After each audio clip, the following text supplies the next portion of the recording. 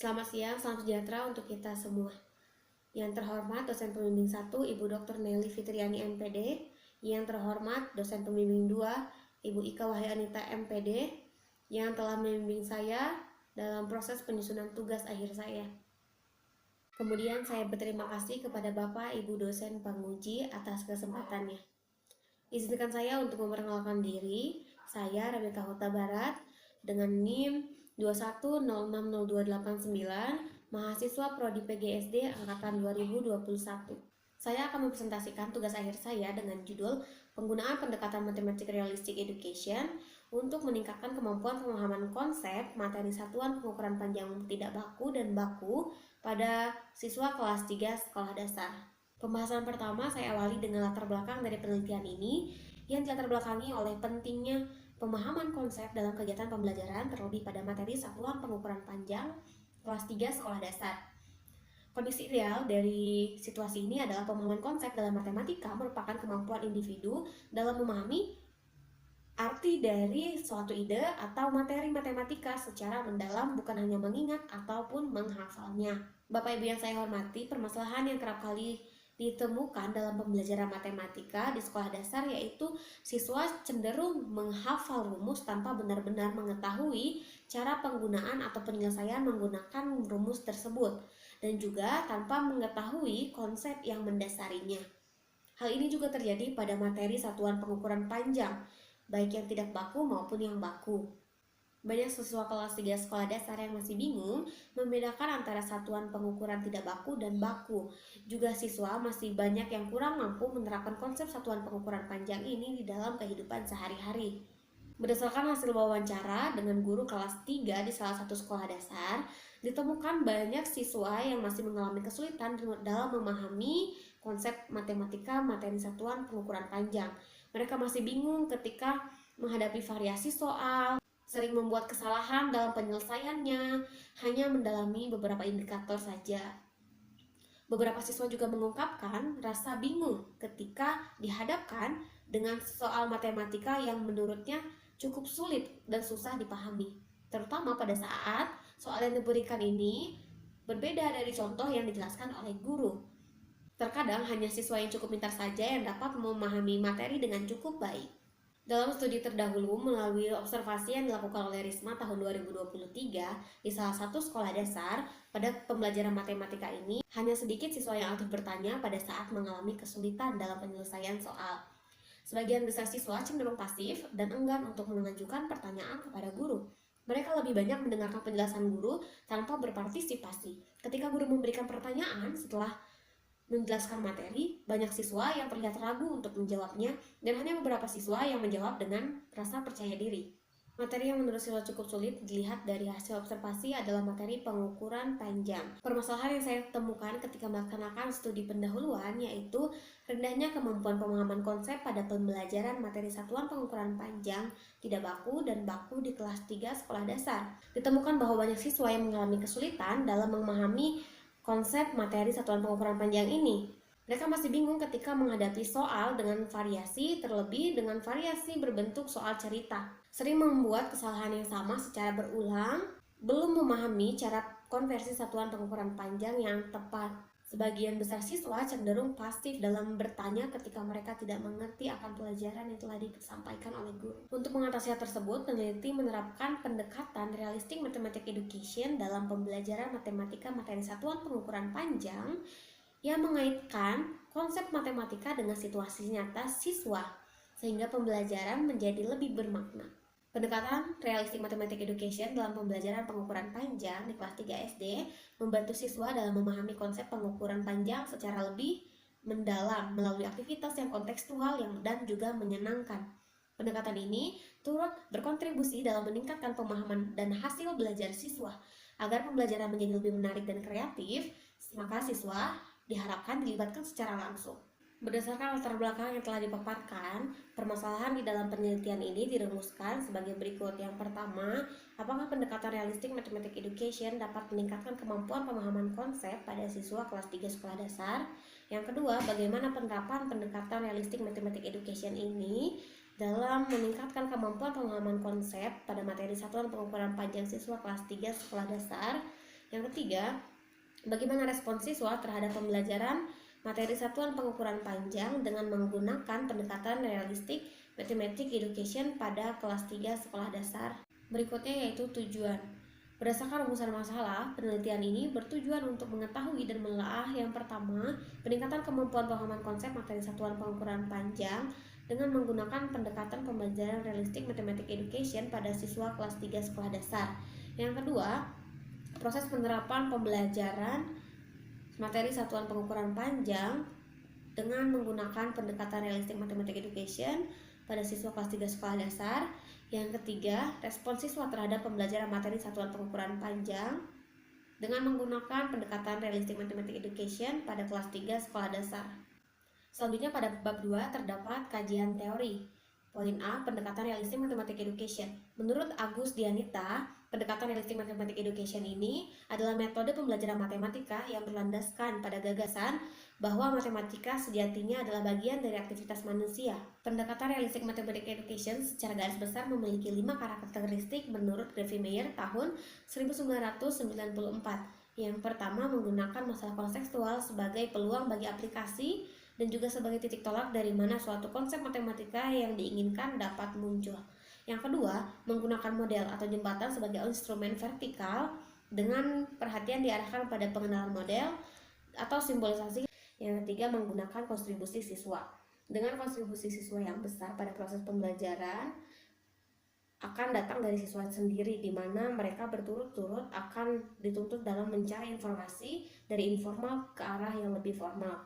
Yang keempat, terjadinya interaktivitas dalam proses pembelajaran ini, di mana negosiasi secara eksplisit, intervensif, dan kooperatif, dan juga evaluasi sesama siswa dari guru adalah faktor penting dalam proses pembelajaran secara konstruktif. Yang kelima, menggunakan berbagai teori belajar yang relevan, saling keterkaitan, dan juga terintegrasi dengan topik pembelajaran lainnya.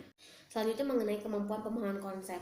Kemampuan pemahaman konsep di sini merujuk kepada kapasitas siswa untuk mengerti, menguasai, dan menggunakan konsep-konsep matematika dengan cara yang logis dan juga bermakna, bukan hanya sebatas menghafal rumus ataupun langkah-langkah penyelesaian. Sejalan dengan pembahasan oleh peraturan Dirjen Depdiknas yang dinyatakan oleh Wardani 2008, jelaskan bahwa indikator pemahaman konsep siswa adalah sebagai berikut. Yang pertama, menyatakan ulang sebuah konsep. Yang kedua, mengklasifikasikan objek menurut sifat-sifat tertentu sesuai dengan konsepnya. Yang ketiga, memberikan contoh dan bukan contoh dari suatu konsep. Yang keempat, menyajikan konsep dalam berbagai bentuk representasi matematika.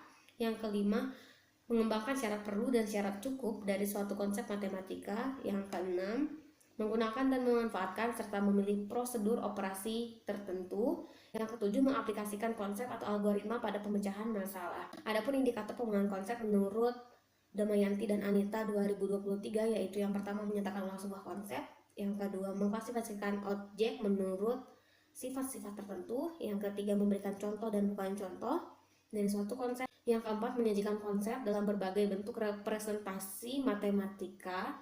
Yang kelima, mengembangkan syarat perlu dan syarat cukup dari suatu konsep. Yang keenam, menggunakan dan memanfaatkan serta memilih prosedur atau operasi hitung tertentu. Yang ketujuh, mengaplikasikan konsep atau algoritma dalam pemecahan masalah. Berdasarkan uraian penjelasan tersebut, maka indikator yang akan digunakan dalam penelitian ini adalah yang pertama, menyatakan ulang sebuah konsep. Selanjutnya, mengklasifikasikan objek menurut sifat-sifat tertentu sesuai dengan konsep.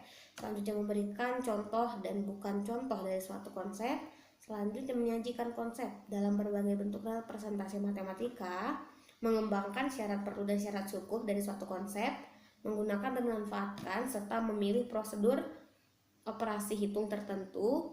Yang terakhir, mengaplikasikan konsep ke dalam pemecahan masalah. Selanjutnya bab 3, metodologi penelitian. Metode penelitian yang digunakan untuk menjawab rumusan masalah dalam penelitian ini adalah mixed method yang biasa digunakan atau dikenal sebagai metode campuran. Metode ini dikembangkan oleh Creswell. Pelaksanaan dari metode mixed method ini dengan menggunakan metode penelitian kuantitatif dan kualitatif. Creswell 2015 mendefinisikan desain penelitian campuran sebagai metode untuk mengumpulkan, menganalisis, menggabungkan metodologi penelitian kuantitatif dan kualitatif dalam satu penelitian yang sama. Menurut Sugiono tahun 2020, metode kombinasi atau mixed method berpandangan bahwa setiap gejala fenomena dan objek ini dalam penelitian mengandung nilai kuantitatif dan juga kualitatif. Pada penelitian ini, desain yang digunakan yaitu the explanatory sequential. Ini adalah cara pengumpulan data yang diawali dengan pengumpulan data secara kuantitatif, kemudian dilanjutkan dengan pengumpulan data secara kualitatif. Tujuannya yaitu untuk membantu menganalisis data yang diperoleh secara kuantitatif, kemudian hasil penelitian desain ini bersifat menjelaskan suatu gambaran secara umum. Pada tahap kualitatif, data dikumpulkan setelah hasil kuantitatif dijelaskan, seperti wawancara, observasi, atau analisis dokumentasi digunakan untuk menjelaskan lebih dalam mengenai temuan kuantitatif. Penelitian ini menggunakan eksperimen dengan one group pretest post-test design. Dalam penelitian ini, yang menjadi subjek adalah siswa kelas 3 sekolah dasar yang berlokasi di wilayah Cimahi Tengah dengan jumlah 22 siswa yang terdiri dari 11 siswa laki-laki dan juga 11 siswa perempuan. Instrumen yang digunakan dalam penelitian ini yaitu instrumen tes dan juga non-tes. Pada instrumen tes, bentuk tes yang digunakan pada penelitian ini yaitu dengan 7 soal uraian prosedur tes, yaitu tes pratindakan atau pre-test dan juga tes setelah tindakan atau post-test. Tujuan dari tes ini adalah untuk mengetahui dan juga memperoleh data tentang kemampuan pemahaman konsep siswa sebelum dan sudah penerapan pendekatan RME pada kegiatan pembelajaran. Instrumen non-tes yang digunakan pada penelitian ini yang pertama lembar observasi terhadap siswa, yang kedua dalam penelitian ini digunakan juga instrumen non-tes studi dokumentasi yang terkait dengan implementasi kegiatan pembelajaran. Selanjutnya pemberian angket atau kuesioner kepada siswa untuk memperoleh data terkait respon pada pembelajaran di kelas 3 sekolah dasar. Bab 4 hasil penelitian. Untuk menjawab rumusan masalah penelitian yaitu mengetahui dan mengkaji peningkatan kemampuan pemahaman konsep melalui penerapan pendekatan realistic mathematics education, menggambarkan proses penerapan pendekatan realistic mathematics education dalam pembelajaran, serta respon siswa terhadap pembelajaran menggunakan pendekatan RME. Yang pertama, efektivitas pendekatan RME untuk meningkatkan kemampuan pemahaman konsep siswa pada materi satuan pengukuran panjang kelas 3 sekolah dasar. Yang pertama, peningkatan kemampuan pemahaman konsep materi satuan pengukuran panjang tidak baku dan baku pada siswa kelas 3 sekolah dasar menggunakan pendekatan realistic mathematics education. Berdasarkan hasil analisis deskriptif pretest dan posttest diperoleh data bahwa pretest mendapatkan nilai minimal yaitu 43, nilai maksimalnya 86 dengan rata-rata nilai yaitu 63,41, sedangkan posttest mendapatkan nilai minimal yaitu 66, nilai maksimal 100 dan juga rata-rata nilai 84,95. Melalui grafik analisis deskriptif pretest posttest terdapat perbedaan pada rata-rata siswa yang menjadi lebih baik pada posttest dan kemudian dapat dinyatakan bahwa kemampuan pemahaman konsep siswa di kelas 3C mengalami peningkatan dengan menggunakan pendekatan RME. Kemudian dilakukan analisis uji normalitas pada nilai pretest dan posttest dengan kriteria uji yaitu jika signifikansi besar dari sama dengan 0,05 maka sampel berasal dari populasi yang berdistribusi normal, dan jika signifikansi kurang dari 0,05 maka sampel berasal dari populasi yang tidak berdistribusi normal. Pada hasil pretest memperoleh nilai signifikansi sebesar 0,393 yang berarti sampel berasal dari populasi yang berdistribusi normal.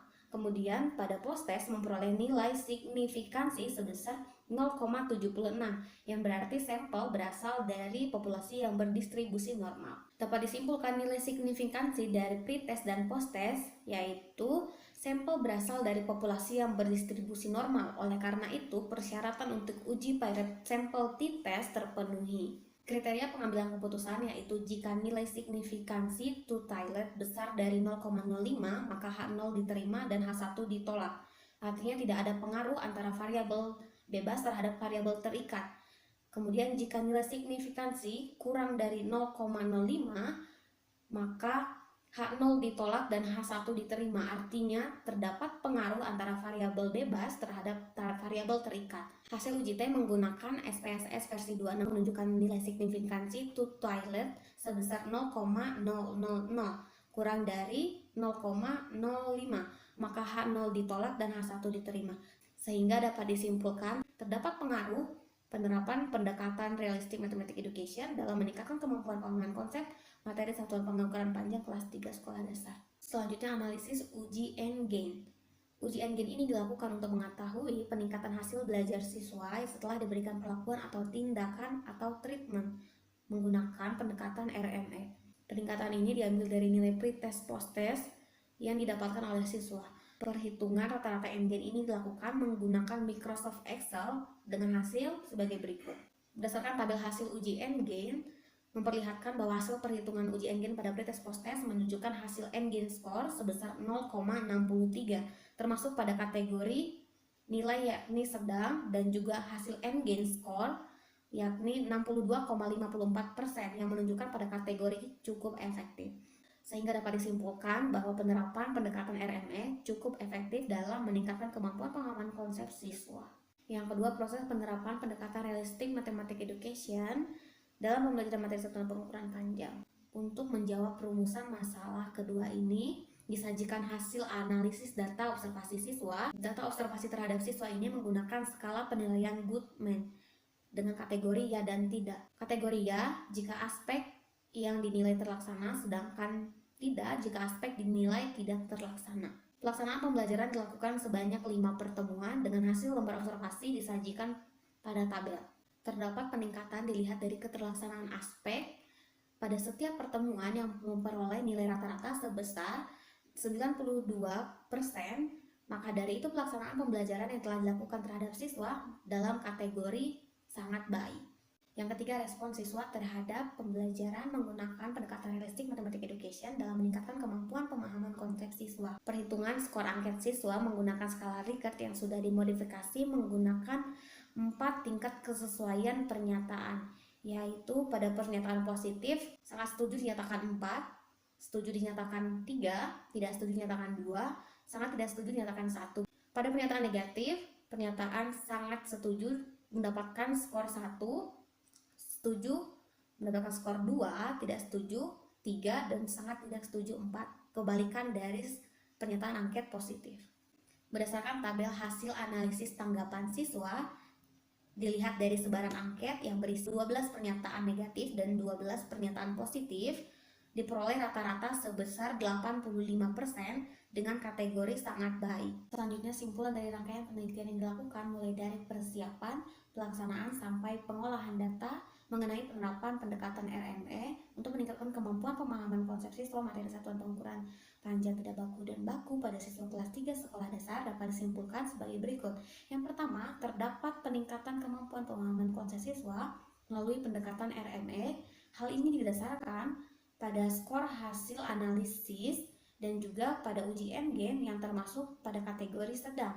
Sehingga penerapan pendekatan RME ini dikatakan cukup efektif dalam meningkatkan kemampuan pemahaman konsep siswa. Yang kedua, proses penerapan pendekatan realistic mathematics education dalam pembelajaran materi satuan pengukuran panjang tidak baku dan baku sudah terlaksana dengan baik dengan diterapkannya seluruh karakteristik pendekatan realistic mathematics education dan menunjukkan perkembangan proses implementasi yang cukup signifikan.